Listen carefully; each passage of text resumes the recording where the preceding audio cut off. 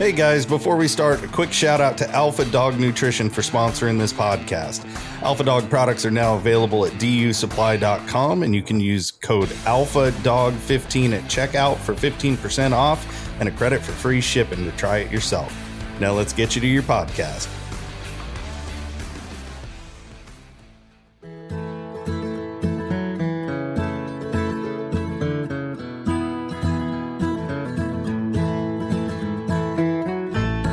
Welcome, Freecasters. Today, we're talking to Dan Gates. This guy knows it all when it comes to the Colorado Initiative 91.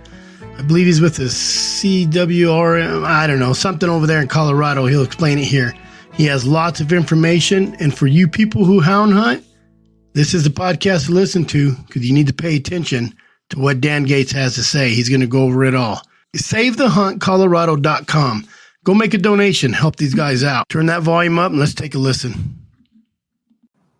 All right. We are live. I hope we're live. I think we're live. All right. Chris Watson, Anecdote of a Houndsman. We're doing free casting tonight with Dan Gates, who is spearheading the Colorado Initiative 91. He's with, who are you with? You're with the CRWM, right? You're with a whole, you have like, Colorado. You have a lot of hats. I got a whole shit. Yeah. I got a whole room of hats like my wife has shoes, and and I can try to wear as many as I can at one time. But the main organization is the Coloradoans for Responsible Wildlife Management. Mm-hmm.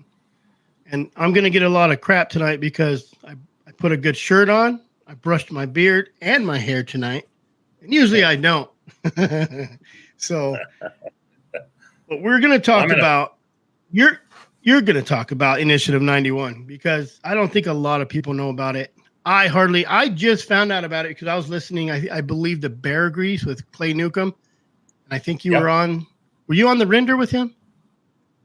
No, Chris Powell was with Houndsman XP. He was on and my name came up. Yep.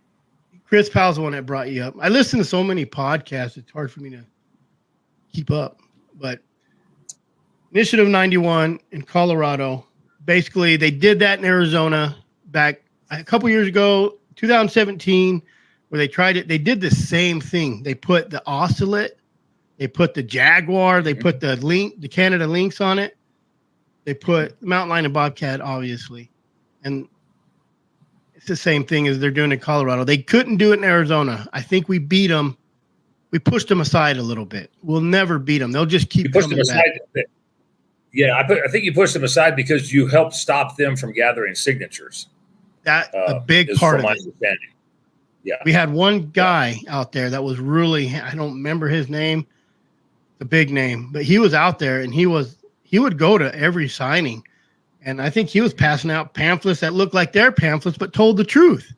So he was and they would call the cops on him, and that was That was Humane Society of the United States.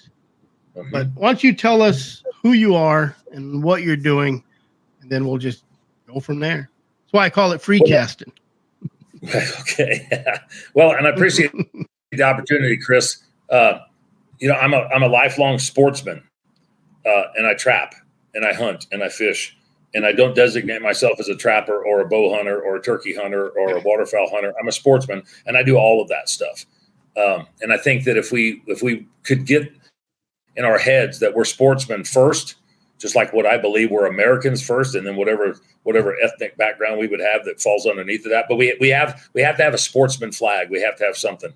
And so years and years ago, I started out as the vice president and then the president, and became and still the president of the Colorado Trappers and Predator Hunters Association. I run and operate a wildlife control business and have for the last 37 years. 2017, a buddy of mine and myself formulated the Coloradoans for Responsible Wildlife Management, which is a 501c4 tax-based organization.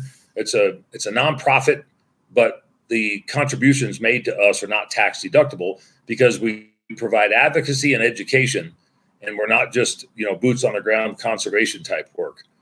I'm the executive director of that. I also sit on the Colorado Wildlife Council as the chair, and the Colorado Wildlife Council is the education fund that is supplied through $1.50 of each hunting and fishing license sold in the state of Colorado. So that campaign itself is a completely separate campaign than this. That's statutorily bound and regulated because of the way it was set up back in 1998 by sportsmen and women and hunters and anglers. I happen to be the chair of that. I'm also the vice chair of the Colorado Wildlife Conservation Project, which is 31 different organizations from around the state and the country, including all the acronym groups that you could possibly get. And we sit around a table and we formulate plans of action. We strategize. We work hard at the legislature and the Colorado Parks and Wildlife Commission. And then I'm on a plethora of other things, including the National Trappers Association, Fur Takers of America, and a bunch of other smaller boards and committees as well. The mission of our organization, the primary organization, the Coloradoans for Responsible Wildlife Management, is to enhance, promote, and defend the North American model of wildlife conservation and responsible wildlife management. That's it. We don't pull fences. We don't do habitat work. We're doing the advocacy and the education of the fight. I wanted to touch on that, your mission, because it doesn't say to enhance, promote, defend the Colorado model. It's the North American model. So you're this, what is it? You're Save the Hunt Colorado. If you gather a ton of money for that, it's not going with just to Colorado. That's what they're fighting now. That's what we're fighting now. But our touched a little bit on that. Yeah, our hope is with the outreach that we've created on this from a bunch of your like-minded comrades on the celebrity podcast side of things, the celebrity hunters and so forth, the organizations like HOW and Sportsmen's Alliance and Congressional Sportsmen's Foundation, what our hope is that we can build an armament, that we can build a juggernaut, that we can build a playbook and a foundation, a roadmap, so to speak, that if we can be victorious here in Colorado, that we can extend that knowledge and that expertise and that plan of action throughout the Western United States, and then maybe even farther and beyond throughout the rest of the United States. These attempts on attacks and assaults of our way of life, our wildlife management objectives, our history and our tradition of livelihoods. This isn't singular to Colorado. And this is not a bobcat and a mountain lion deal here in Colorado. We'll get into that when I discuss Initiative 91 and another initiative that they recently brought up called Initiative 101, which similarly mirrors 91, but they weren't happy with what we accomplished at the title board. But that being said, we hope to build something that when we are victorious here in November of 2024, that other states that have other initiatives, whether it's legislative, citizens petitions through their game and fish departments, or a ballot initiative, they can use a similar roadmap to turn around and conquer and divide the opposition to a point to where they are just like what we hope to be. We've lost some things in the past. We haven't been as well organized as what we would like. Some of that is due to my predecessors, all of our predecessors. It was a different landscape back in the 70s, 80s, and 90s, and we didn't adapt appropriately in the late 90s and 2000s and up into the 2000 teens. And that's why a buddy of mine, Chris Journey, with the Colorado Conservation Alliance, and myself formulated this organization because we knew we had to do something that was going to be bigger, better, meaner, faster, stronger, and something that other organizations couldn't do because of their tax status. A 501c3 has specific tax requirements that they can do and can't do. A 501c4 has a lot more leniency on what they can do for advocacy and campaigning and so forth. We're not an issues committee, but we can lobby, and that's a good point, Chris, because we're the only organization in the state of Colorado that has full-time lobbying representation at the Colorado State Capitol. None of the other ones have. They pay into our system. They might go speak on a subject matter. They might go speak on a bill, but we've got 3 full-time lobbyists at the Capitol working on our behalf as clients. We are the clients that they represent us from the sportsmen, the hook and bullet community in Colorado, which includes every single person, whether they buy a license that, for archery season or muzzleloading season or rifle season or whatever. How a lot of people, I've been asked this. I have a partner, and she said, well, what does that have to do with Arizona? I said, it has everything to do with Arizona. You've talked about this before on another podcast and interviews, is if they don't do it there, or if they do it there, if they get it past there, they're done there. They're going to go somewhere else, which is going to be New Mexico, Utah's next.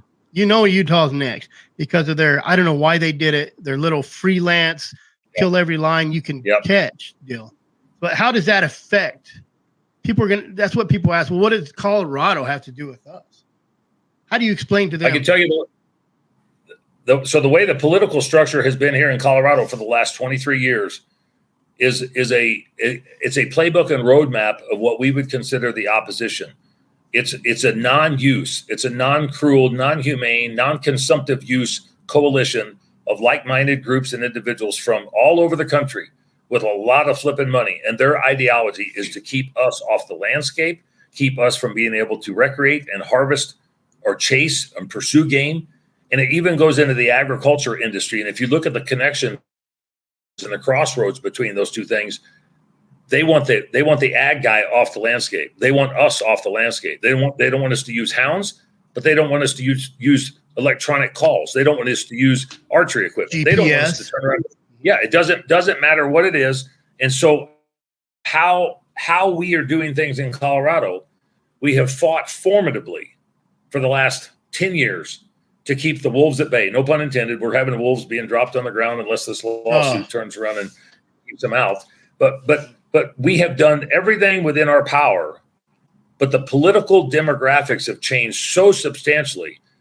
A lot of it happened over COVID. A lot of it happened 10 years prior to COVID. But in 2000 itself, we had 2.9 million people in the state of Colorado. We've got 5.9 million people in the state of Colorado now. 23 years, another 3 million people. A lot of those people came from California, Washington, and Oregon, bitching and complaining about what was happening on the West Coast, turn around and come here and want to bring their ideologies and want to bring their perspectives and their opinions here that they'd left there that they were bitching and complaining about. And you in Arizona are not seeing anything any different. You're seeing people move from all over the country to Arizona, just like Texas is, just like New Mexico is. I mean, and I'm not talking about ones that are coming across the border. I'm talking about ones that are actually just here from other states. California is the border. Yeah, when they come from California, that's a whole nother country. That's one thing you don't do in Arizona is say I'm from California. Well, that was one of the old jokes when I was a kid that Texans always came here to hunt. And now it's the difference between Texans and Californians, and Texans go home. Californians don't. And so they move here. They have a different perspective, but then they feed into the political machine that feeds that political perspective. They come from this different ideology of maybe I sit on this side of the fence or maybe I sit on that side of the fence until they actually start paying attention to politics and listening to their candidates. Doesn't matter from what party. And when that becomes part of the mainstream conversation, I mean, you say enough lies enough times and people start to believe them as truths, as we see on many different forefronts. Misinformation and misguidance on wildlife is a key component of their victories because they get most of the airtime and they get most of the political time because their politicians are in line and lockstep with their ideologies just because somebody is pushing the effort to try to accomplish what they want. And before we get into Initiative 91, I'm pretty sure everybody knows the base of it because everybody's kind of had trouble with it. I know Arizonans know the same thing, but social media, as far as believing, not just people posting kind of dumb stuff they shouldn't post because the other side will take it, but just believing. Someone, I think it was you telling me a story. Someone heard something and thought it happens all the time. They hear it on Facebook. It happens on Facebook or Instagram. It's true. That's one of our enemies too. Some of the information that I've been made privy to over the course of the last 8 years, specifically the last 6.5, with my involvement is on the Colorado Wildlife Council, and the exact number I'll probably misspeak, but it's somewhere in the neighborhood of 68 to 73% of women between the ages of 18 to 34 get 80% of their news off of Instagram and Facebook. Now stop and think about that. When our target audience is between 18 and 34 of who we actually need to get to our side of the fence, they don't have to want to hunt. They don't have to want to turn around and go lion hunt or bobcat trap or hunt a deer and elk. We need them to understand why we hunt, how we hunt, how it's regulated, how it's managed, how it's funded, to where they can see that it benefits them and their experience in the outdoors. If they're believing 99% of the crap that they see on social media and get 80% of their news off of Facebook or Instagram or whatever else social media forum is out there, we have a problem, because people just put stuff out just for the sake of putting it out. It doesn't have to have any facts whatsoever. No, and what they're going to show, what the other side will always show. I was on Facebook and I seen a bad post. Bear got killed, hits every branch, bounces, they walk up and they kill it. And I had commented on it, and it started kind of a big fight. That other side, they will take that. They will take the bad and absolutely propaganda. They won't take the good. You know, the kid was a special needs kid, but they didn't have to show that. They didn't have to show it that way. You know, so they will take the bad. And the biggest argument is First Amendment. Well, you're about to lose some other rights because of your first right of saying or posting whatever you want. You know, there's one thing that a guy told me not too long ago. It's probably 4 or 5 years ago. I think it was before COVID. And he was a private investigator, and he was commenting. He's a sportsman, but he was commenting on the social media components. So when somebody harvests something, a lot of times before they even get back to the truck, there's a picture of it, and it's on some sort of social media site. You know, they had to flex their arms and turn around and hoop and holler. I don't have a problem with any of that stuff. I mean, hunting, as much time and effort and money that we contribute as a community into hunting, we should be proud of it. But the perception of other people that don't know the circumstances around that harvest is what hurts us. And the investigator told me that you could have 10 people sitting in an intersection and watch the exact same accident, and you'll get 9 different stories. That's from the exact same thing as they saw. Absolute fact. And so when somebody sees a bear falling out of a tree and sees it and hits the ground, and you have 10 people or 10,000 people or 1 million people or 10 million people, they're all going to have a different perspective. Now, you're going to get guys on our side that says it's their right and their First Amendment. You're going to get other guys that turn around and hoop and holler and make sure that everybody congratulates each other, nice job, and so forth. But those type of things feed into the antagonistic behavior of the extremist, because then what they do is they harness that instance and they publicize it for their benefit to that middle of the road audience that we all talk about and we all know. We got people all over the place that, well, I don't necessarily disagree with hunting. I don't want to do it myself, but I don't want to stop you from doing it until they see something like that, because then they're told by their buddy, who is more of an extremist, how bad, how cruel, how inhumane this is. And then that person who's the middle of the roader sitting on the fence, who we thought maybe we could sway on our side, sees the video. He's been listening to us tell the story. Maybe sees a still shot, maybe sees a picture, maybe sees our kid harvesting the first buck or whatever in film. You put it in video, that's a completely different scenario. And especially when you don't get a chance to tell the whole story. Everybody's video is, what is it, 15 seconds, 30 seconds? It's a clip out of something. And now that person that sits in the middle is supposed to determine what happened the 8 hours before and what happened the 8 hours after, and put that together and decide how good or bad or indifferent that 30-second clip or that 15-second clip is. And they won't do it. They won't put it together. They'll just, that old deal, a picture's worth 1,000 words, a video's worth 1,000,000. Initiative 91. Let's kind of break into that a little bit of the language. I want to break into that too. I want to talk about what they're trying to do, and you've talked about this before. Title and what's the other language? Title language, and then so we got title language through the Supreme Court. We got title language to the title board, which is an arm of the Secretary of State, and now we have appealed to the Supreme Court, which is an arm of the Colorado State government through the Secretary of State. And then you have the language that's in the book. Oh, go ahead. You got the language that's actually in the book. That's the language in the measure. That would be the language in the book itself. Yeah. And so there's 26 states that allow initiatives to be filed similar to what Colorado does. It's very easy. I mean, if I wanted to start an initiative to make it illegal to walk your beagle down the street, I could make it an initiative. Depends on how I wanted to present that to the be title careful board, saying beagles. legislative council, the title board. Yeah. We got Missy Fix on tonight. I mean, well, she's a beagle lady. Missy Fix is a beagle lady. If I wanted to make a ballot initiative to keep her from walking her beagle after night, I could do that. Now, would it pass? Probably not. Could I get it on the ballot? Maybe, but I could damn sure get it through the title board. I'd still have to go out and get the signatures to be able to do it. So our process is very, very easy and lenient. And that's something that 25 other states besides Colorado has the opportunity to deal with. I mean, other states have the same opportunities to put nefarious type language out there that everybody looks at and goes, what the hell does this have to do with anything? We get to a point in this process.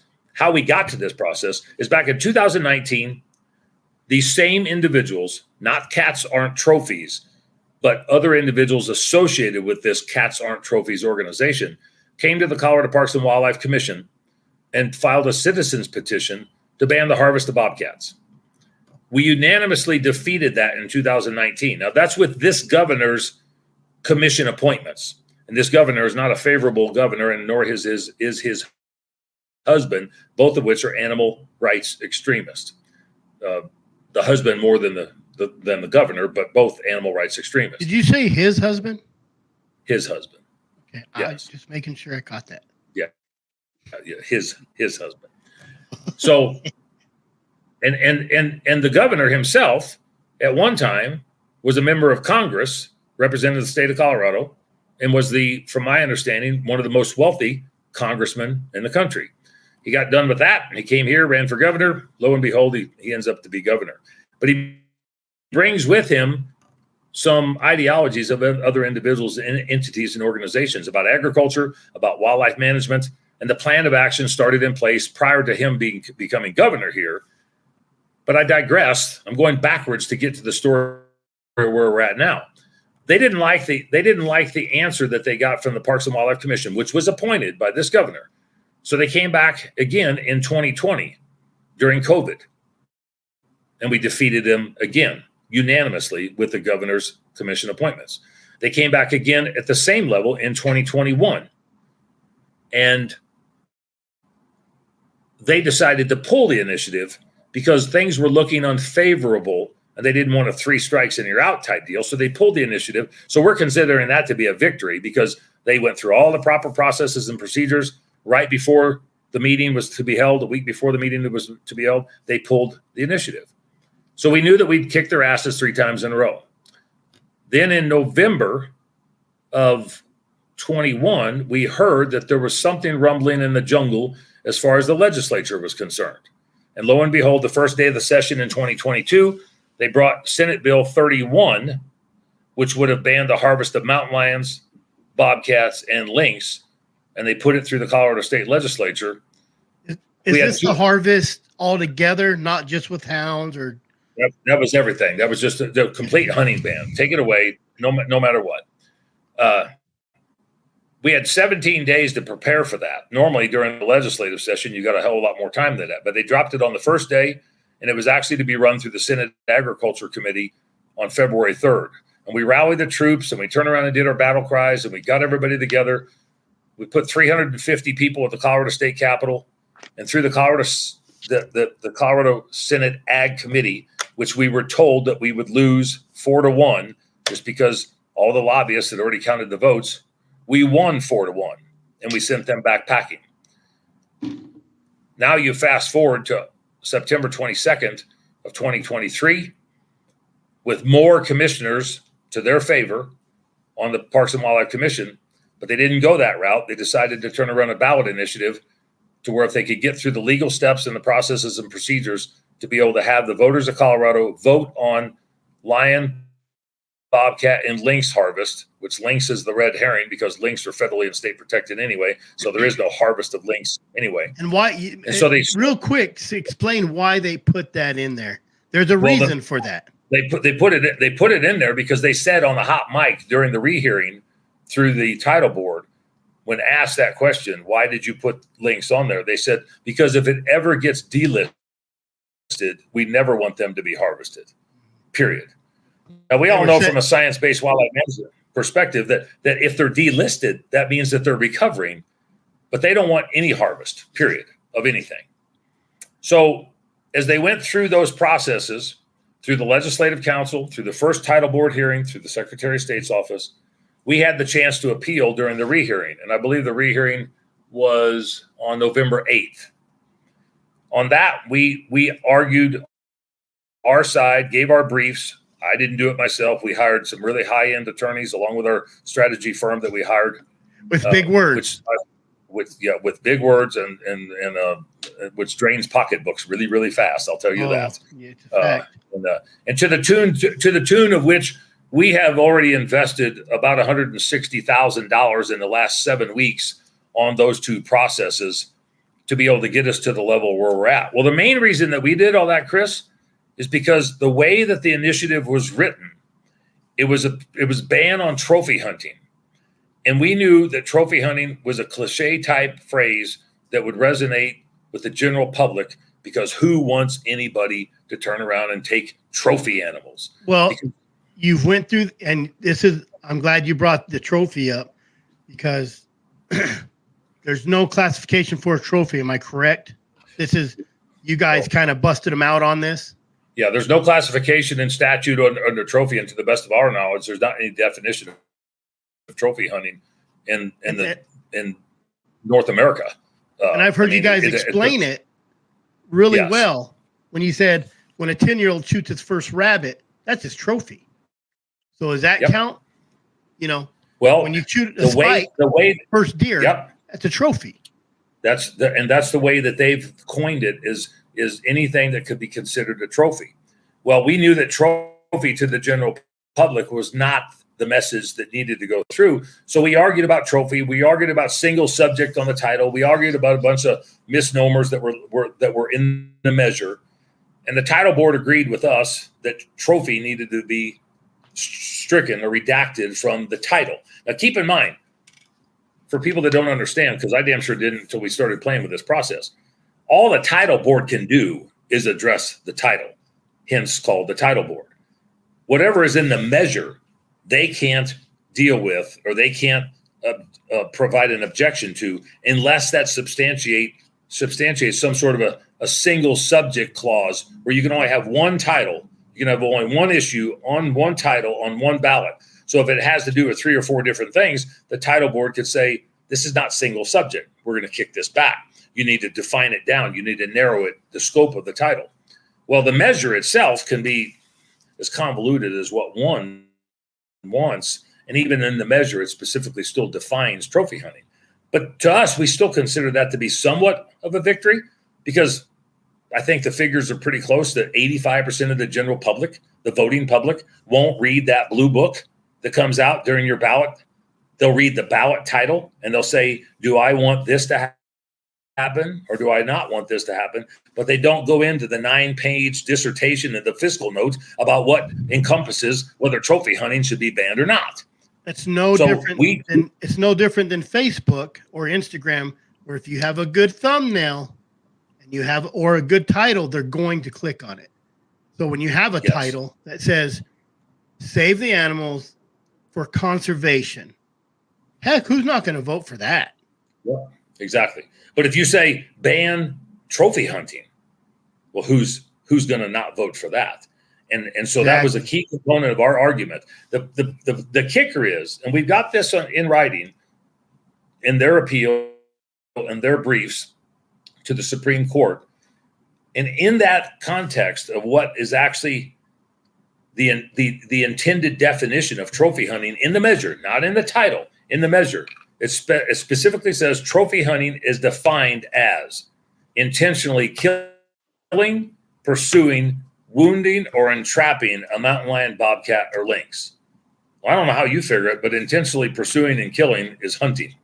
And they have come out in the brief, in their appeal to our appeal, that this is a hunting ban. This is not a trophy hunting ban. This is a hunting ban. And so we went through those processes. We have opportunities to push it to the Supreme Court because we're still concerned about single subject and the confusion of some of the language in the title because it's not really defined. I mean, I've handed it to a dozen people that are a lot smarter than I, and they look at it and go, what are they trying to accomplish here? I mean, we know what the intent is, but it doesn't explain that wholeheartedly to where it's undeniably, explicit to where the voter could interpret it by just saying, instead of saying, I'm not sure whether I should check yes or no on this damn thing or not. We process that through the Supreme Court. Now, we probably won't get an answer from them on the title ruling until mid-January to maybe the first part of February. Some of that has to do with holidays. Some of it has to do with logging problems and scheduling problems with the Supreme Court. Lo and behold, getting into the next subject of this, as we're going through that process, then we were notified that another measure had been filed, Initiative 101, by similar individuals from the same organization, which is a much more convoluted interpretation of what they originally tried to get. And if you read it, I mean, even road scholars that we've given it to who are wildlife attorneys are like, I have no idea what the hell they're trying to say. A 4-page document that they came up with indicated everything that was in that they were attempting to try to get out of the first measure that we thwarted because of the title board process. They were trying to re-implement, reinstate, reinstall either in the title or the measure, in addition to a bunch of other things. Go ahead. If you're trying to catch a coyote, you don't just set one trap. You set 5 traps. Right. So if the coyote misses that Especially first like me, trap, really good. which is 91, Right. then you go to then they go to the 101 trap, But real quick, I want to clear this up. This steamer asked, until the right gets as hard or as mean as the left, it will get worse. Now, I've heard you talk about how close these votes are. So it's not a right or left thing, is it? No. It's really close. No, so it's not like the right saying, yeah, no, we're not gonna have that, and the left is saying, yeah, no, we're gonna do it. It's like it's so here the statistics and numbers, and if you look at what responsive management with Mark Duda out of Virginia has done, and this is pretty consistent with what we've come up with in our polling data, and along with our contractor that I work with for the Wildlife Council. There's about 10% of the public that are hardline sportsmen and women. There's about 10% of the public that are hardline animal extremists. Then there's about 10% on each side that I'm kind of an extremist, but I could agree with some of these things. And then there's some sportsmen that I hunt this, but Gates, I really don't give a rat's ass about lions and bobcats. I mean, they're so right there, 10% and 10% and 10%. So there's 60% that's in the middle that sit on one side or the other. Out of that 60%, only about 45% are the registered voters. So now you turn around and get it down to a point to where your target audience is confined to such a small group of individuals, even though it's a broad number in the state. You know who's going to likely vote for you and who's likely going to vote against you. What you're trying to do is convince the people in the middle, the registered voters in the middle. Because I don't really give a rat's ass if somebody's not registered what their opinions are, because they're not going to turn around and make a vote, and they're not going to contribute, and they're not going to fight against us either, because they have no skin in the game. We are concerned with that 45% of the 60%, because there's a likelihood we have already got 20, and there's a likelihood they've already got 20. Now we're all just fighting for that middle of the road. Okay. Initiative 91. For people who just logged on, let's kind of go over that and how it. Do you know how it came about? Besides, they just wanted it to come about. I mean, well, look, I mean, I think honestly, Chris, we would do no different from the consumptive use pro sporting community if we had all the cards in our favor. We would try to make sure that we had the right people on the commission. We elected the right legislators, that we had the right governor, the right secretary of state, the right attorney general, the right treasurer, that we worked on county commissions, that we would be doing the same thing that they have done. The fact of the matter is we didn't put up a formidable enough defense from a conservation-minded perspective. And I don't care whether you're Democrat, Republican, or independent. We all care about wildlife in some form or fashion. And I have argued with my adversaries before and told them, don't you dare tell me that you care more about wildlife than I. We just care differently, and we have different perspectives because of our different lifestyles and our experiences and what we actually engage in. And I've had very formidable conversations with my adversaries to get them to understand my side. I don't kill everything. I mean, if I did, why would I continue to go do it? I mean, do you know for a fact, I know for a fact, do you know that harvesting a mountain lion in the state of Colorado has a 20% success rate? 20%? Our deer and elk hunting is around 9 to 10. Our deer hunting solidly by itself is around 19. Our bear hunting is less than 25. There's 75% or 80% of the people that go out there and don't harvest anything. And we're paying into the pot, and we're trying to provide conservation efforts. If our adversaries went to the store and only harvested food when they went there 20% of the time, they wouldn't be very successful in survival. We're not doing this for survival. We do it for subsistence to some degree, but we're paying into the system so we have sustainable populations in perpetuity for all parties, for all of Coloradans, for all wildlife species, for all sectors, whether they use it or whether they don't use it. Let's get into the cost. I think a lot of people don't understand is because they're sitting at home, they're watching it on Instagram, they're watching it on TikTok, YouTube right now, they're watching it. Mm-hmm. Not everybody has the opportunity to get out. You have the opportunity because you're not hunting as much anymore, are you? No. I mean, it takes up a lot of not only time, but the money is ridiculous. And I've heard you talk before about how much you would need to be successful, more successful. And that number was 5 million. And you guys would like to have 10 million just in case Arizona gets hit or Utah gets hit or New Mexico gets hit. Because you guys aren't just Colorado. No, and that's an interesting thing because if you look at statistics, last year in 2022, through legislatures in the United States, there was 469 legislative wildlife-related bills that were introduced to each state legislature. I mean, that's almost 10 per state. Wildlife legislation, 10 per state. You add citizens petitions on top of that through game and parks commissions, there's another 800. Then you turn around and look at ballot initiatives. There's around 40. This is such a costly venture and effort to be able to put something up. But what the opposition has done, what the proponents of these measures have done, is structure themselves and align themselves strategically with everybody that is trying to do the same thing. They're trying to take everything away. For the most part, we have argued historically. The elk hunters are arguing with the pheasant hunters, and the bear hunters are arguing with the lion hunters, and the lion hunters are arguing with the trappers. And you can't get a fisherman to support squat unless he actually turns around and owns a gun and goes and hunts. We've been against each other's throats because we've created that model. If you turn around and get people to say just what I said at the beginning of this, we are sportsmen. It just so happens that I'm a member of about 19 freaking different conservation organizations, but I don't walk into a meeting and say, oh, look, I'm an elk hunter. I'm a member of RMEF. No, I go in there and say, my name is Dan Gates, and I'm a sportsman, and I'd like to turn around and testify on such and such, and I'm here to represent a plethora of different individuals from a variety of different associations that I associate with, but I'm a sportsman first and foremost. We have segregated ourselves unintentionally because everybody's got their little avocation that they like to get to deal with, whether they're a coon hunter, maybe they're a trapper, maybe they like to turn around and go hunt coyotes at night, maybe they just like to shoot big bucks and they shoot a big buck every 5 years, but they hunt every year. We shouldn't degrade and erode ourselves just because somebody else is different from us. The kicker to that is, Chris, the opposition doesn't look like that. They don't say, oh, I'm an animal activist for prairie dogs. I'm an animal activist for bears. No, I'm a freaking animal activist, and I hate all you sons of bitches, and I want you to be gone.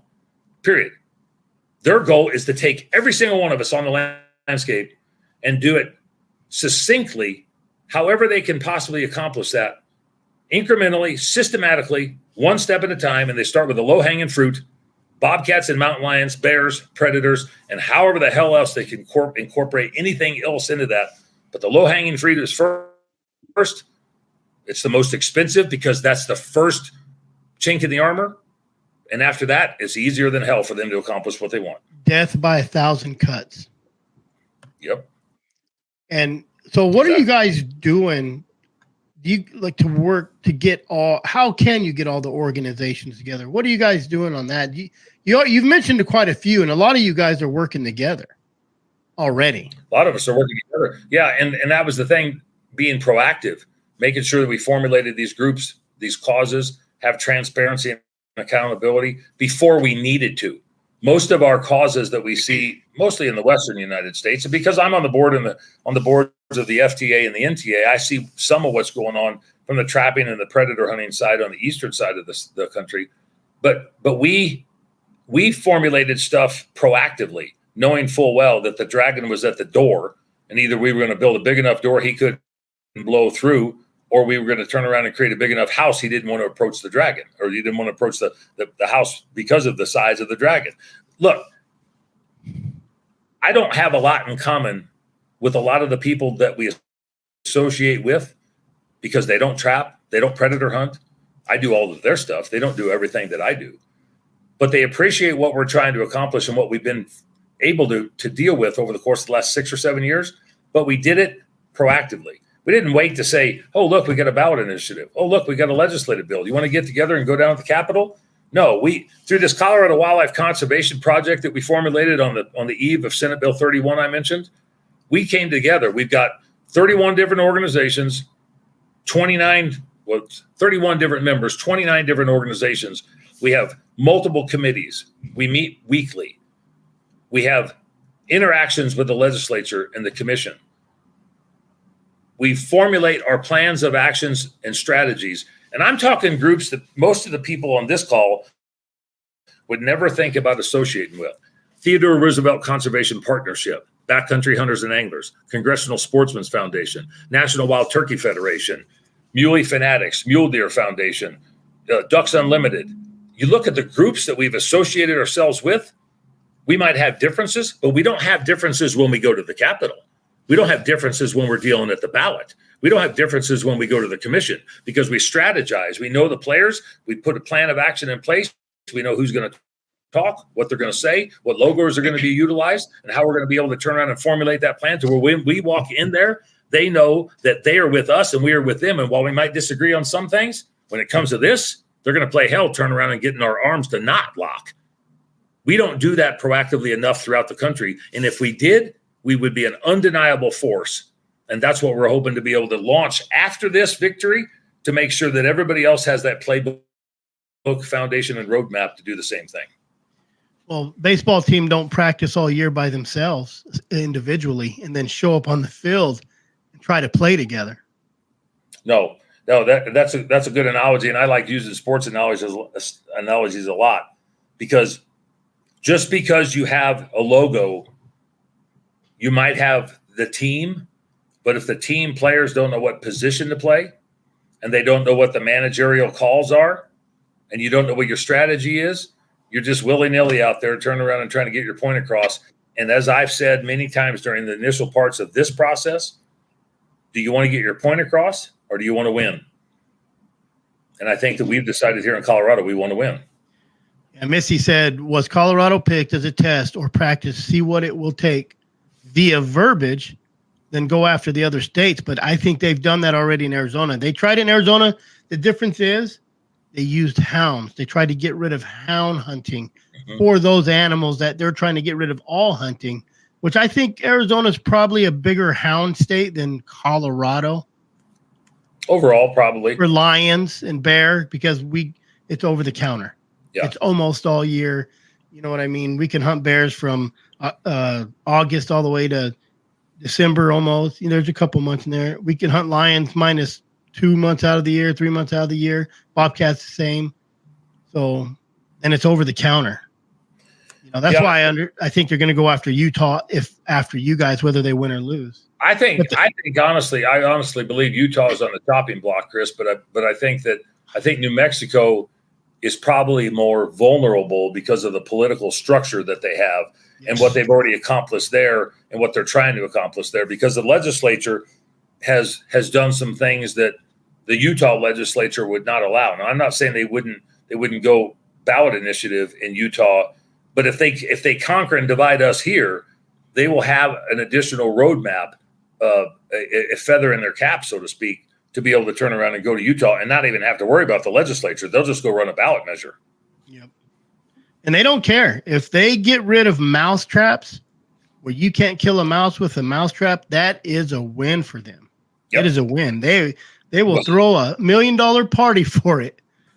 Last year in Colorado, they attempted to do the animal sanctuary state deal like what they attempted in Oregon. Different people, same ideologies, same network. It didn't pass through the title board in the Supreme Court.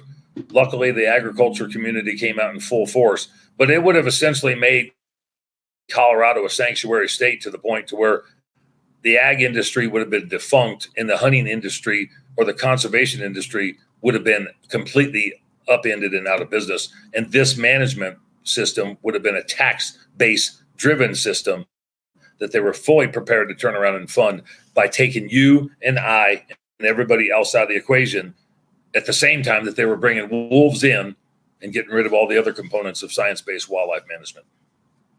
People love that. They love sanctuary, animal sanctuary. That just sounds like a little animal rescue. They're there to help.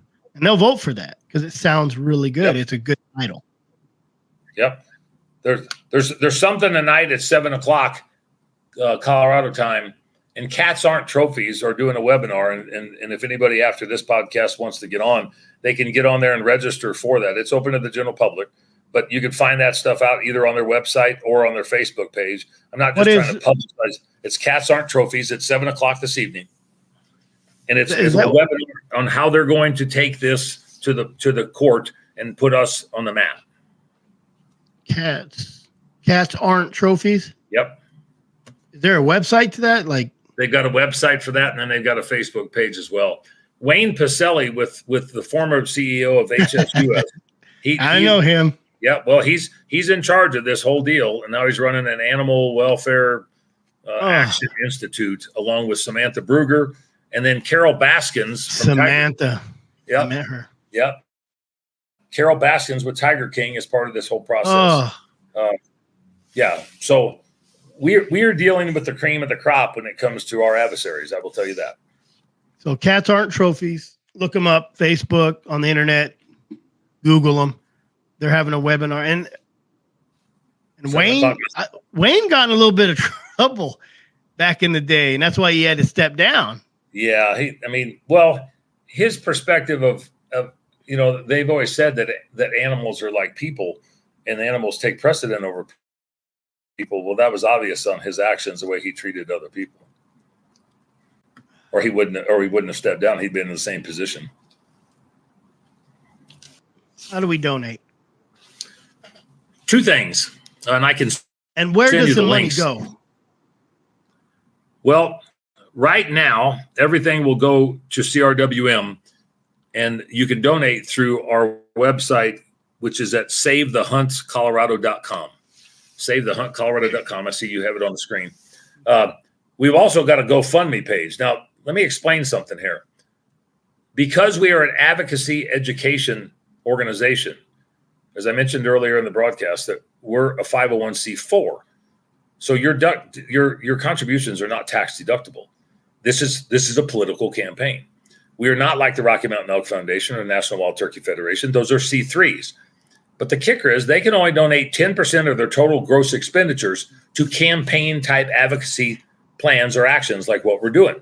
So our opposition is well formulated because they've got like a dozen, 15, 20, 30 different organizations that if they all can spend 10%, they can kick money into the mothership pot.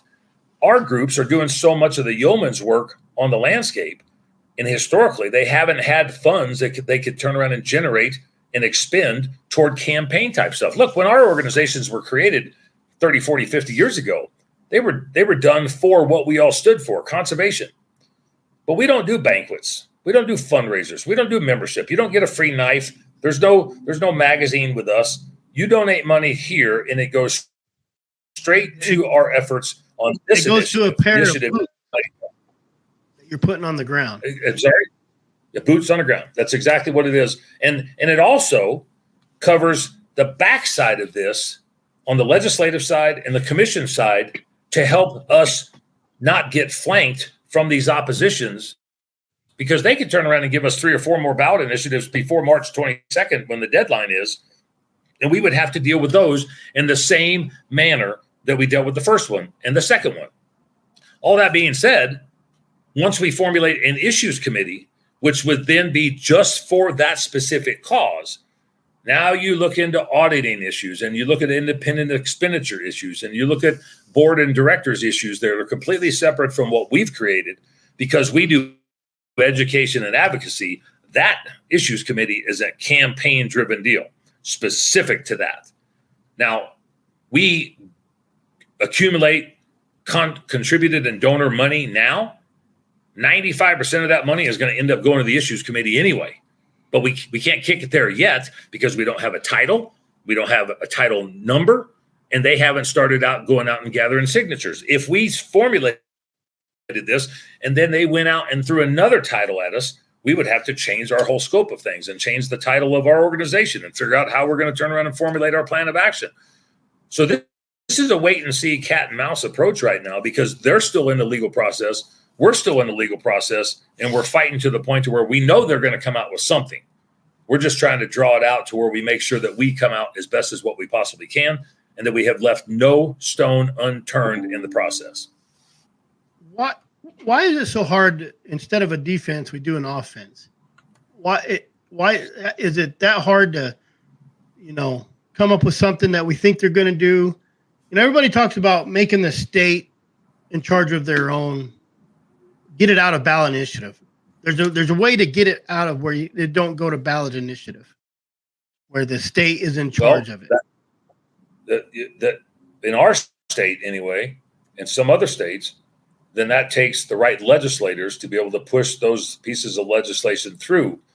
And because of the way we're set up, depending on if it's a statutory requirement or if it's a constitutional amendment, we would still have to go to the voters to be able to turn around and get that done because of the way our statutes and Colorado regulations are written.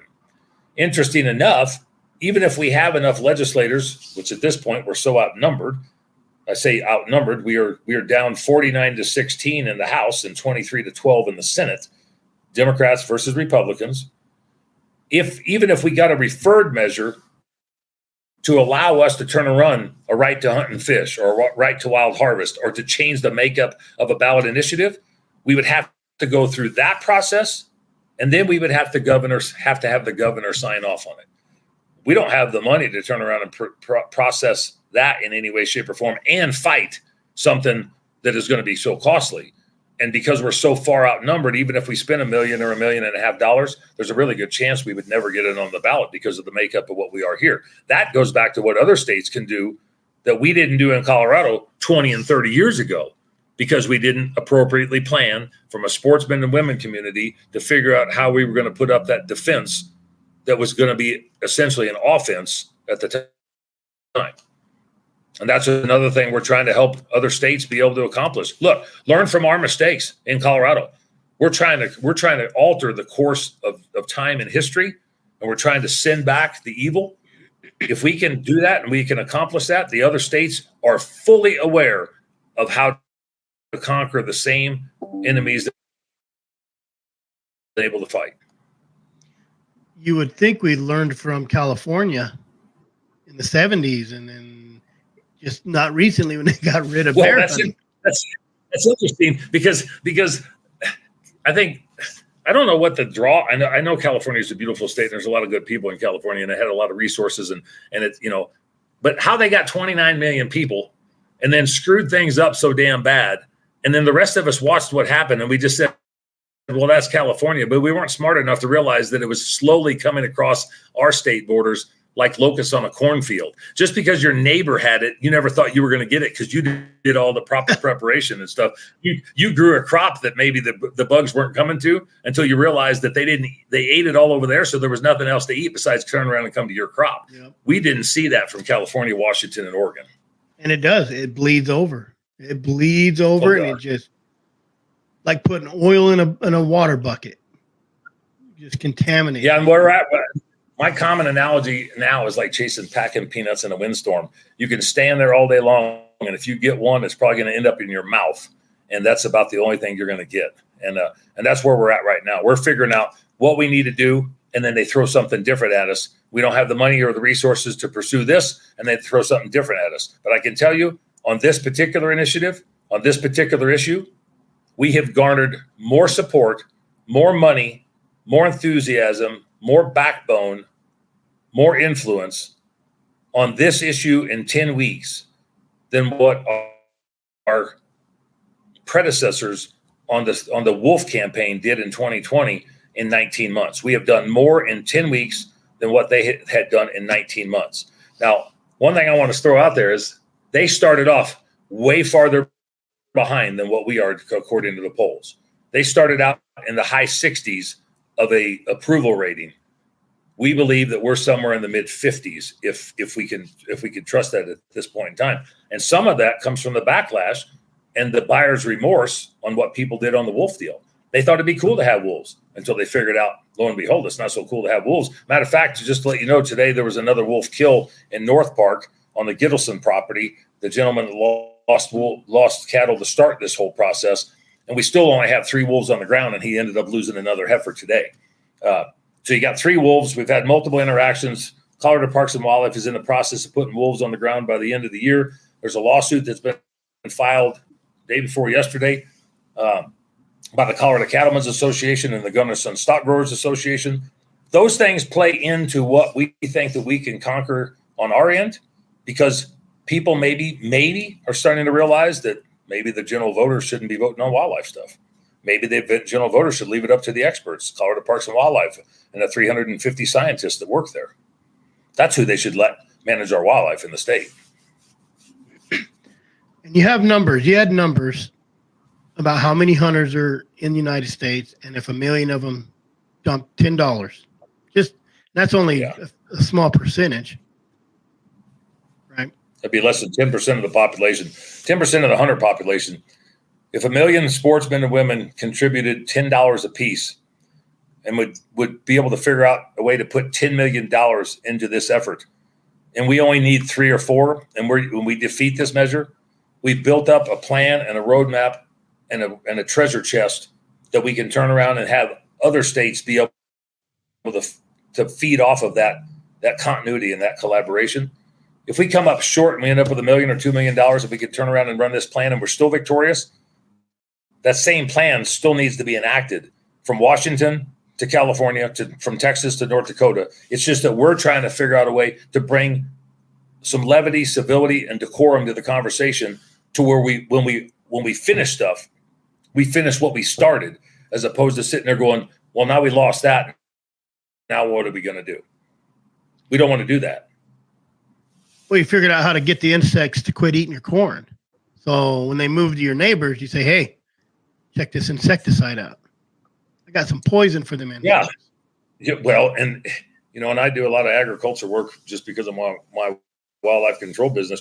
Maybe you wouldn't be surprised, Chris, but how many people that I've known that were farmers that had problems and problems and problems and problems, and they just got to a point where they threw their hands up and they turned their ground back into CRP, conservation ground, to where they didn't have to worry about the insects, to where the federal government was going to help provide the insecticides or utilization of the landscape. All they were doing is turning around and using it for CRP, and they just threw their hands up. It was easier to turn around and do that. I think that's where a lot of our community is. Let me sell out. Let me move. Let me go to another state. I'll turn around and pick up another avocation. I'll start another business. I'll do something.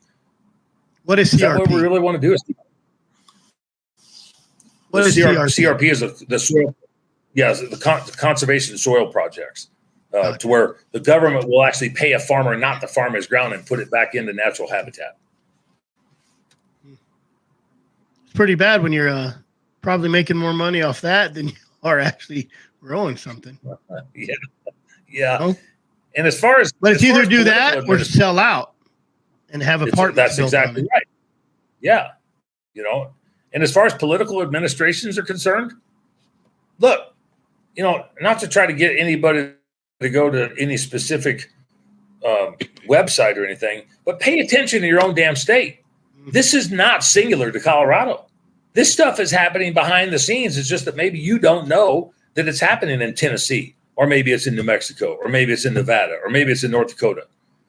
It's happening there because each one of these opposing groups that I mentioned, the proponents of these initiatives, have offices and people. Now, maybe they're not as influential in your state because of the gubernatorial administrations or the political landscape, but the demographics are changing to some degree. Maybe they're not changing in North Dakota wholly, but you turn around and look at specific sectors in North Dakota or in South Carolina or in Delaware or in Ohio. This is not a bulletproof deal. The North American model of wildlife conservation, the Pittman-Robertson Act, the Dingell-Johnson Act, the Migratory Bird Acts, the Lacey Acts, all the stuff that was put into place for us to be where we're at now is not written in stone to where it can never go away. If we don't defend it, who the hell else is going to? And that's what we're trying to establish here. We're sick and tired of rolling over and waiting for the politicians to help, not just to stand idle, to help the opposition. That's what they're doing. They're helping the opposition get accomplished what they want to get accomplished by appointments, by money, by committees and boards, by elections. And then they turn around and run the gamut. And if it's not for dumb bastards like me and a bunch of other people to turn around and stand in their way, they will run over us. And when they get done with us, they're coming to another state near you. They don't like opposition. It don't really take much to get them guys to back down because they're not fighters. They like to really test that water. They really love to test that water. I'm in the middle of this shit right now that I wish I wasn't in the middle of, because they think that they want to mess with something, but they don't really want to mess with stuff. And they think that they've got the power and the authority and the influence on their side, but they have a lot on their side. But we have money. The history. They got money, but we have the history, the tradition, the heritage, and we need to convince our side, our people, our 10% and our 10% that are somewhat on the fence, to rally up, lock arms, turn around and push this fundamentally, financially, and reasonably and logically across the finish line. And then that middle of the road, that 45% of the 60% middle of the road is going to come to our side, and we will win. All you got to do, that simple, with $10 million. It's either that or sell your hounds, give up your cage traps, turn around and get rid of your fishing poles, get rid of your bird dog, and don't apply for any other states. Because if we're not going to turn around and put up a fight for what we all support so much, why the hell are we trying to turn around and do what we do? Yep, moving into an apartment. Who needs to be involved? Anybody that buys a hunting and fishing license, any state. Even doesn't matter whether they vote. And we talked about this, taking a non-hunter, which is easy to turn into an anti-hunter. Non-hunters, people gotta, if you're a non-hunter and you're a hunter, gosh, try to get them out there. I've took lots of people behind some hounds that never hunted, and they understood it. They had fun. Mm-hmm. I've turned a lot of people, non-hunters, into hunters. But it ain't hard to turn a non-hunter into a anti-hunter. Nope. And the biggest thing is right now, just educate your peers, educate your congregation, educate your relatives, your neighbors, your coworkers. Educate them about science-based wildlife management. Tell them about the North American model.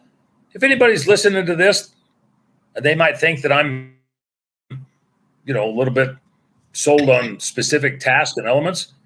If you can't name 5 of the 7 tenets of the North American model, you're part of the problem. How do you turn around and pose the question when you don't know any of the answers? I get in a political landscape more often than most people. And what gripes me more than anything, Chris, is when people say, well, what can I do? Just like what you put on there, what do people need to do? People need to look in the mirror and ask themselves, do you know what congressional district you live in? You know what Senate district? You know what House district? Do you know who you voted for? Do you know who's actually making the decisions for you right now? Because if you don't, you're part of the problem, because those people are helping to fuel the fire. Those people are helping to turn around and make this juggernaut on their end. and not turn around and support us on our end. That's the main issue. It's who we put into office, because those people that are in office are going to play one side or the other. And it's either the extremist side or it's the conservation side when it gets into our wheelhouse. Period. I think people don't understand that it's kind of like gaining weight. It's real easy to gain weight, just like it's real easy to lose a hunting privilege, and it's hard to lose that weight once you gain it. And losing your hunting privileges, it's like gaining weight. It's hard to get them back. We can't trap since '94, and we'll never get that back ever. We lost trapping here in '96, except for cage traps and except for 30-day exemption permits on private property. And that's for agricultural and human health and safety type issues. We could trap with cage traps on public and private, but they're trying to take cage traps away for bobcats, even though we'd still have cages for the other 16 species of fur bearers. But they don't want any of it. It's a hunting ban, and they want to translate that into whatever the hell they want to translate that into. But it doesn't matter. I've said this before. It doesn't matter the method to take, the season, the species, the reason. They just want it gone. No, everything. Their mission is to 100% extinguish hunting across the United States, period. And they have no clue. And let's get in real quick, science. We haven't really got into the science part of it. Science, the data, how it's just kind of floating around there. Just floating around. Yeah, it's easy to say that we have the science because anybody could be a scientist. But people that are working boots on the ground like what we have here, and other states don't necessarily have what we have, and other states maybe might be better than what we have. But out of 1,100 some odd employees for Colorado Parks and Wildlife, there's 350 bona fide wildlife scientists. And the experts on the other side, and even sometimes commissioners and legislators, don't want to take the facts from the scientist. Follow the science here, follow the science there, do this, do that, unless it goes against our morals, ethics, values, perspectives, and opinions. Well, that's the same thing a lot of people did when it came to COVID. Follow the science. No, I don't believe that. We turn around and say, follow the science. They don't believe this. We're at each other's throats about 50% of the time on whatever subject it is. It doesn't matter. But when you got a 9 or a 10 or a 15 or a 25-year study going on, it's not anecdotal information. That's not perspectives. That's science-based wildlife management that is adaptive, that is nimble, and that it can be changed at a moment's notice because of changing landscapes, habitats, demographics, climate conditions, disease, predators, anything can cause that to be able to be changing, but it's adaptive, but it's science-driven, and we just need to figure out a way to support that science from our community more wholeheartedly to make sure that we are lockstep with that. I don't agree with every single thing that Colorado Parks and Wildlife says or does, but I would much rather turn around and believe them and trust them and work with them than the guy that runs the car wash or the pool boy or the guy that turns around and does landscaping. Nothing against any of those guys that do that, but I don't want them doing brain surgery, and I don't want to manage my damn wildlife. Nope. And all those people advocating out there on the corner, passing out them fake pamphlets for, Humane Society. Most of them are just kind of hoity-toity housewives that have nothing better to do. That's never stepped a foot outdoors. Nope. Except to get in the Range Rover. Yeah, and I see a question on here. It says that something about the hounds hunting in Washington. I can't speak to that specifically, but I know that our current director from Colorado Parks and Wildlife came from Washington. Recently, was hired after a 35-year veteran from Colorado Parks and Wildlife retired, and I can tell you that my opinion is that while Colorado is similar, there's a lot of differences in what Washington and California have done. But Colorado has been a different state. So they're maneuvering and adapting their policies and procedures to be able to accomplish what they want. My fear is that they're going to follow exactly what they accomplished in California and Washington, but they're going to add a lot more tools to the toolbox if they get done with us. It'll allow them to have a full ensemble or repertoire, so to speak, to be able to do whatever they need to for whatever state. You stop and look at the difference between California and Washington. Look at the difference between Washington and Colorado, and then look at the dramatic difference between Colorado and Wyoming, or Wyoming and Montana, or Montana and Idaho. They take a little bit of this state and a little bit of that state and a little bit of this state and formulate it together. It's going to be really hard to beat the bastards back if nobody follows the game plan on victory. And if we can be victorious here, we just stopped all of that. Take a little here, take a little there. Now they got to revamp, they got to retool, they got to re-armor themselves. And I'm 100% confident. I mean, it sounds like I'm giving a rah-rah speech before a football game, but I tell you what, we have the chance to be able to kick these sumbitches square in the nuts back to where they came from. And if we are, by 1/10 of 1 percentage point, if we're victorious here, they're not going to want to turn around and do this again. No, especially if you're using the same. If you guys have your little group together, it's like a lawyer. I'm a private investigator, and I have a lawyer where I live that when his name's mentioned, if he's not on our side, I'm like, we're screwed. Yeah. When people say, I say, well, who's this lawyer? And they say this lawyer's name that's on their side. I'm like, hey, it's going to be tough. Yep. It's going to be dirty. So you guys already have like this little, gang formed up. So if you guys go in there and do kick them square in the nuts, and all of a sudden they're over in New Mexico, and this guy shows up, and gets on that mic, they're going to be like, damn. So that's where all the money, if everybody's putting their money into one pot, and you get one badass that knows how it works every time, because they do the same thing. They did it in 94 in Arizona. Then they did it in 96 Colorado for trapping. In Arizona, 2017, they came in, tried to do the hounds. 2020 or 21. Might have been 20. I think it was 2021. They did the same thing again. They came back and tried to get rid of hounds. And now, 2 years later, where are they at? In Colorado. Yep. All they do is move back and forth, just like that locust on the field that we talked about. And where we are at now, and forever, whoever's watching this podcast, if they're a member of the Rocky Mountain Elk Foundation, for the first time in history, about 2 weeks ago, RMEF just let their members know to go to SaveTheHuntColorado.com, support the Coloradans for Responsible Wildlife Management. First time in history that they've turned around and tried to get other people of their membership to go somewhere else, because they're a membership, money-based driven organization. They are behind us. Safari Club International is doing the same thing. Look at the outreach that we've had from guys like you, the Ranellas, the Shockies, the Eastmans, Houndsman XP, the podcast, the Newbergs, the people that are reaching Howl for Wildlife, the people that are reaching out to us see the value in these conversations to build this force, because they can play the position on the team as opposed to just showing up and go, I want to play ball, and just walk out there and 5 people walk to second base. We don't need that to happen. These other groups, these other entities, the CEOs, the legislative liaisons are like-minded and lockstep with each other to be like-minded and lockstep with us to be able to formulate that team and have position players and have managerial experience to be able to help push this across the finish line. I mean, that's the only way that we can survive, not just here, but in every other state. And we've not done a very good job of that over the course of the last 25 years. No, hunters, like anybody on here would tell you they're their worst enemy.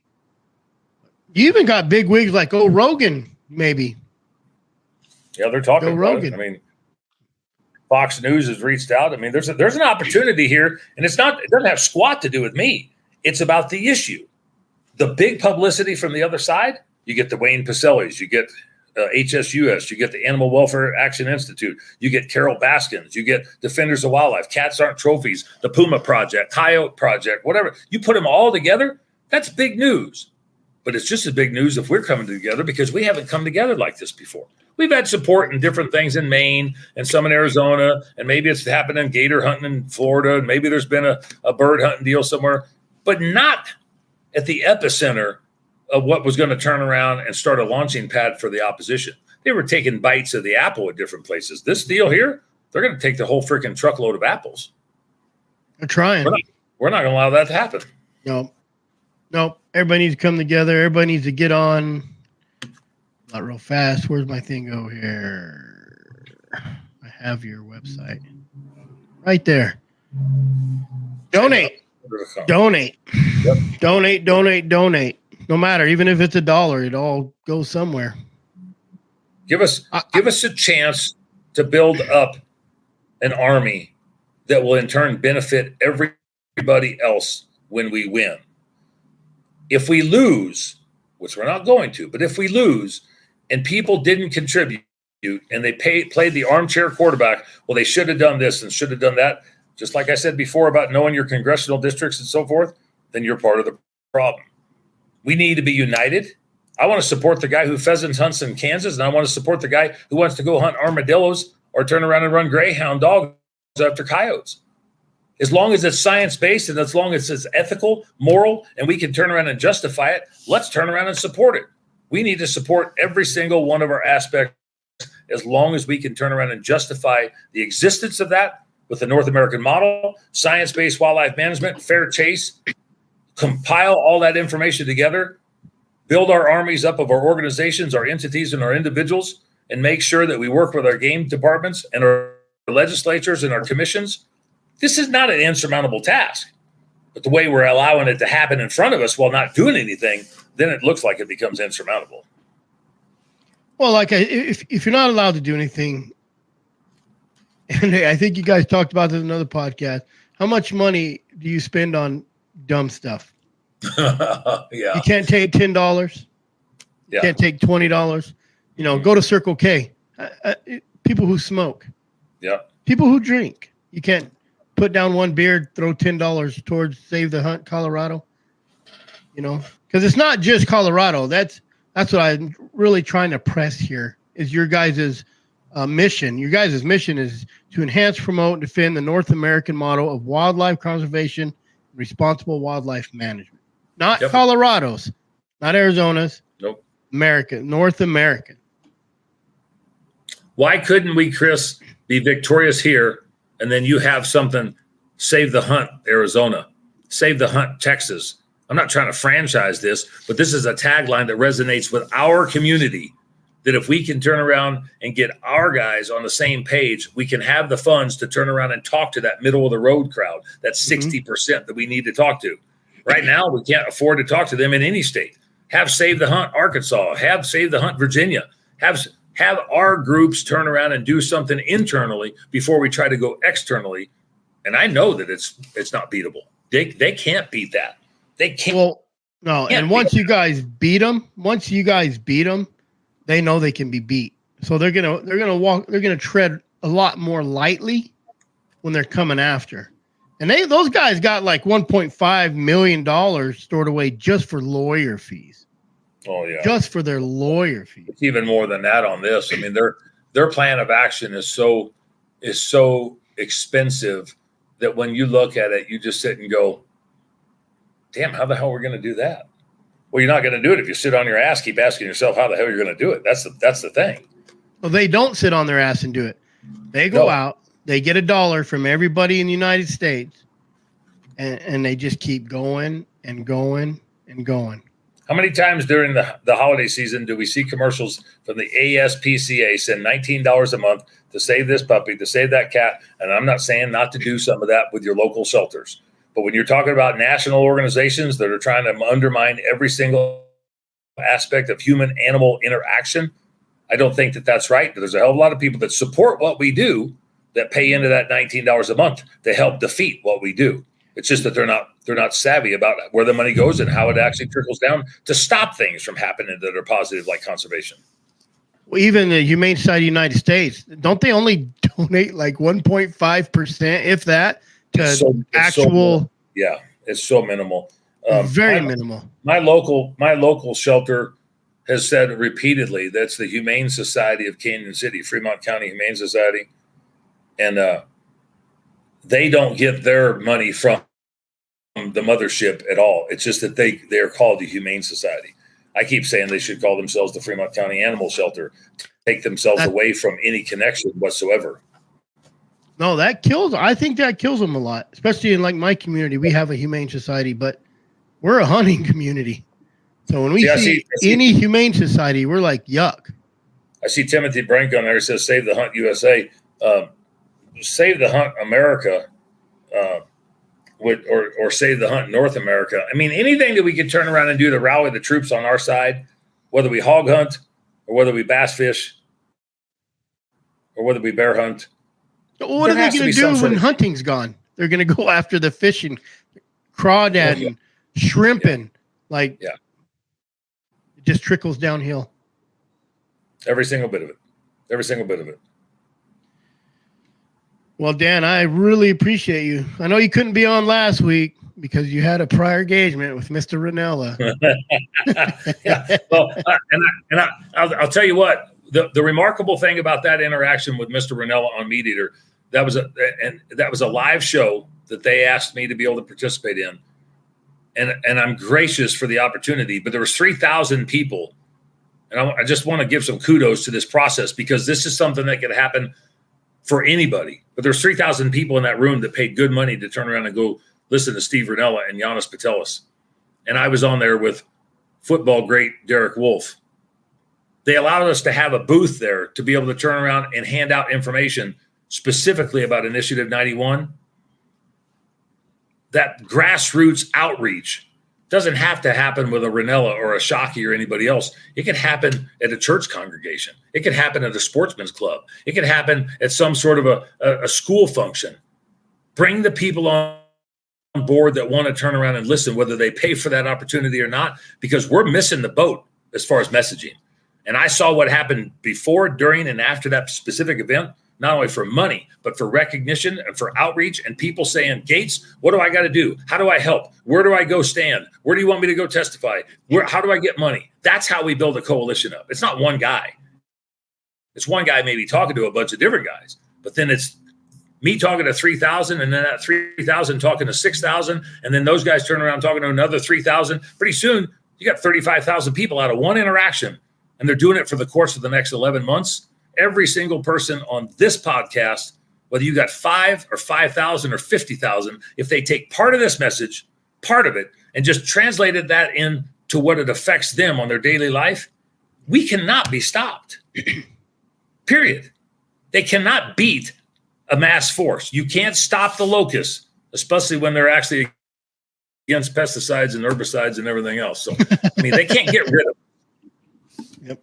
Save the Hunt, Colorado. That's where you guys are going to donate. Brett already said he's going to throw in $100. So I know Timothy Brink got some money. He does. Louisiana Hunting, he can spare some money.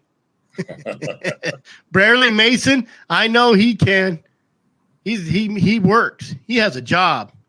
He buys all that fresh meat for his dogs too, so he has money. Them dogs may just have to eat some kibble for a week or two.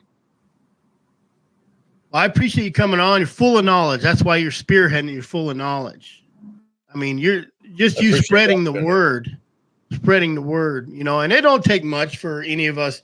I mean, I'm not no big YouTube star or nothing, but I mean, it takes 2 seconds to throw when I'm editing a video, to throw a quick 5-minute or 30-second. Hey, this is what it is. Save the Hunt, or Save the Hunt Colorado.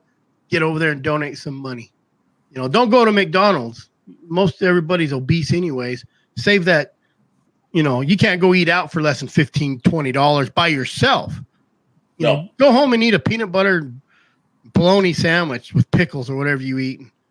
Throw a $20 bill over you guys' way, because you're right. You have to have the money.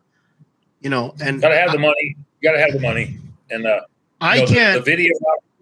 I'm not knowledgeable enough to go stand over there and talk in front of somebody, because for me, I'm all F you sons of bitches. A lot of us hunters are very blue collar. I'll keep it real polite. We're blue collar. We're not aggressive lawyers with the right verbiage. That verbiage is super important, and the knowledge. So it's worth me throwing $100 down, having someone go up there, and that's their job. But everybody has to do it. Everybody has to do it. Look at the videos that we've kicked out on the website or on our Facebook page.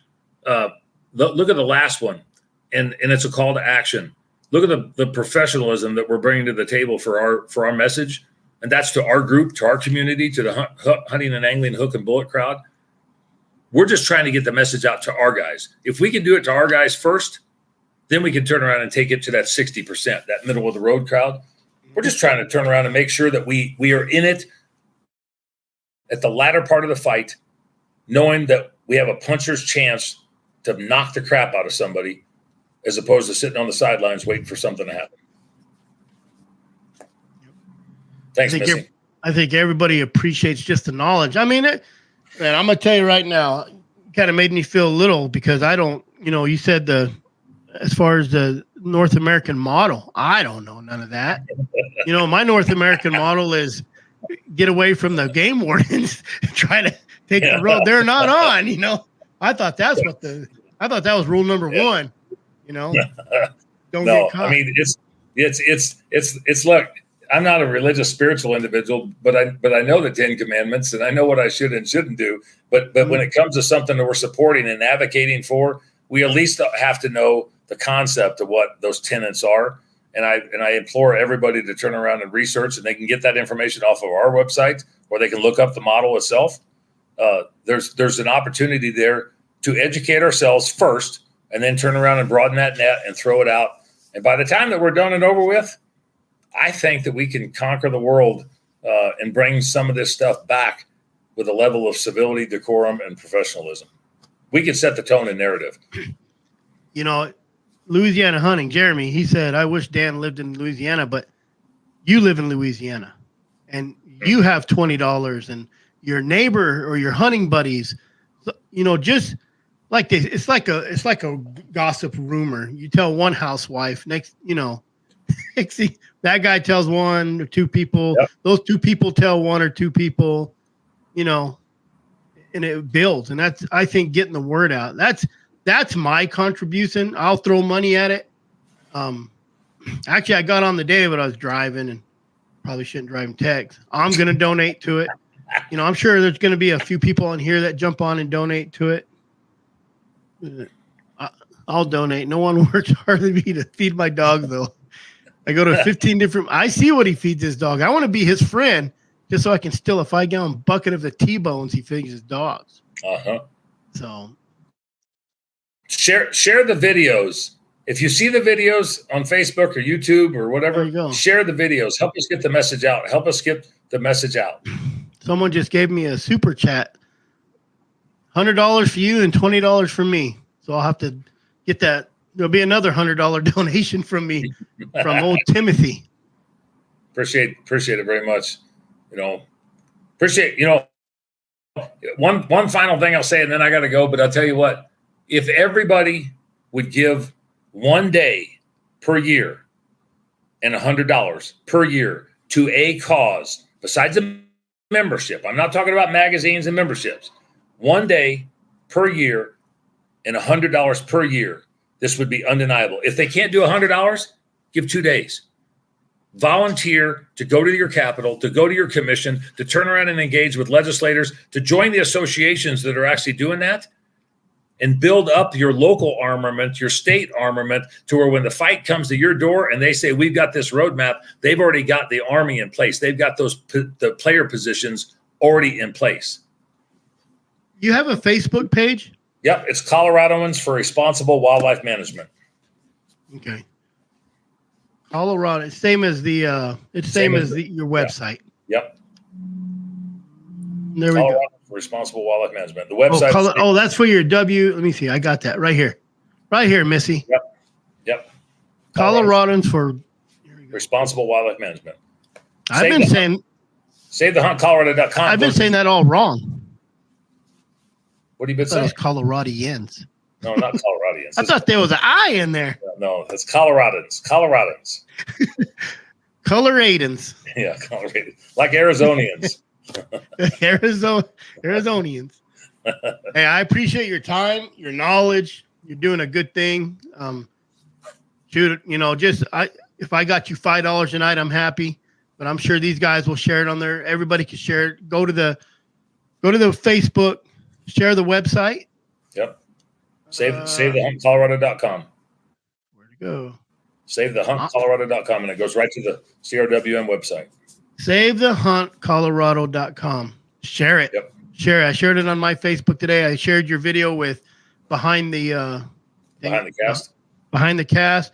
That's where I get most of my information, so I can ask you. But you're so knowledgeable on it. I don't hardly have to ask you nothing. You just go. Well, when you're full of crap and you know the subject matter, it's easy to turn around and spew it out. So, if you tell the same lie every day. Yeah, you just keep going over. One thing I would like to say is this progresses. If you're interested in more information, like when we get down to May or June or July, it might be reasonable to ask an opportunity, because at that point in time, the message is going to change because the audience is going to change. Then we'll be looking at target voters, which is not necessarily your audience, but everybody on this cast, I bet, knows somebody in Colorado. And if they don't live here themselves, they come and visit here, or they come and hunt here, or they recreate. You said before, you gave a number to how many people are in Colorado a year, and then how many people usually have boots on the ground in Colorado a year. Like 11 million, right? 5.9 million people live here. 84 million people visited here. And at any given time, any time of the day, at any given day, there's between 7.6 and 11.1 million people in this state on any given day. Somebody knows somebody that lives, works, drives through here or something. And if they don't hunt here themselves, maybe they ski here. And if they don't ski here, maybe they just turn around and come and recreate here. We need your damn help. It goes back to this right here. How does 91 affect other states? Because when those 80 million people come through there and they stand on a corner and they take a pamphlet and they go back home, what are they going to donate to? Yep. They're going to donate to them people because they sold them a good story. Yep. Boo-hoo. Majestic lions, poor little bears, cute little bobcats. So, you got a dinner to go to. I got a dinner appointment. I have a breakfast appointment, and I got a 4-hour wildlife council meeting tomorrow. So you're gonna get fat. Well, if I stay around my wife during Christmas season, I'll get fat anyway. I'll tell you that. So, so maybe it's better you leave more often. Yeah, I don't know if I'm married to a combination of Betty Crocker and Martha Stewart at Christmas time. So, yeah, and you can't say no to food. No, I appreciate it. Save the Hunt Colorado, everybody. Thanks for coming on. Thanks for doing what you do. And, I'll probably pop you on every once in a while and get updates. I'll keep in touch with you. Appreciate it. Appreciate the opportunity. You guys have a Merry Christmas, Happy New Year, and as I always say, aim small, miss small. Absolutely. Thank you, Dan. Thanks, guys.